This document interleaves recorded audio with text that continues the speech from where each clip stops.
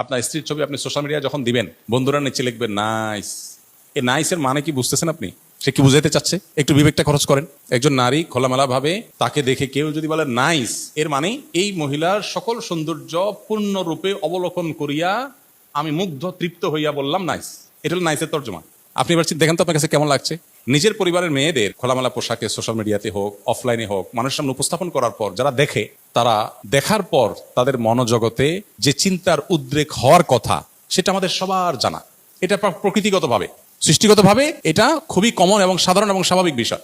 আপনি কিন্তু জানেন। কিভাবে জানেন? কারণ আপনি নিজে কি করেন, বা আপনার এরকম সিচুয়েশনে আপনার মানসিকতার অবস্থা কি হয় আপনি চিন্তা করেন। তাহলে আপনার ফ্যামিলি মেয়েদের ব্যাপারে একই কথা হয়। যেগুলো মানুষ মনে মনে চিন্তা করে, এগুলো যে মুখে বলতে আপনি জুতা নিয়ে দৌড়াতেন, কিন্তু আপনি বুঝো না বুঝার ভান করছেন। শরীয়ত কেন পর্দার বিধান দিয়েছে? আপনি নিজেকে খুব উদার, খুব ব্রড, খুব আপনি একেবারে অনেক স্মার্ট, আধুনিক বানাচ্ছেন। আপনি তো আসলে সেকেলে। আপনি আপনার পরিবারের মেয়েদের মানুষের সামনে তাদের সৌন্দর্য উপস্থাপন করার মধ্য দিয়ে মানুষের কাছে যে বাজে ভাবে তাদের উপস্থাপন করছেন, তাদের যে অপমান করছেন, এটা আপনি বোঝারও চেষ্টা করছেন না। শত শত পুরুষ দেখছি, মানলাম কেউ হয়তো অন্ধ, চোখে জ্যোতি কম, দেখেই না বেচারা। হতে পারে কিছু মানুষ ফিজিক্যালি অসুস্থ, তার মনে বাজে চিন্তা আসার সুযোগই নেই, অসুস্থ হতে পারে, এরকম আরো কিছু। কিন্তু শত শত হাজার হাজার মানুষ যখন দেখে, আপনি তো হলফ করে বলতে পারেন, নিশ্চিত বলতে পারেন যে কিছু মানুষ এখানে অবশ্যই মনে মনে তাকে নিয়ে জেনা করছে। সন্দেহ আছে কোনো? এইটুকু বোঝার জন্য তো পণ্ডিত হওয়ার দরকার নেই। তো আমার ফ্যামিলি একজন মেয়ে, আমার স্ত্রী, আমার বোন, আমার মা, আমার ফ্যামিলির কেউ, তাকে আমি মানুষের সামনে উপস্থাপন করে মানুষের কাছে এরকম নোংরা চিন্তা করার সুযোগ করে দিব, এটা কোনো রুচিশীল পুরুষ করতে পারে না।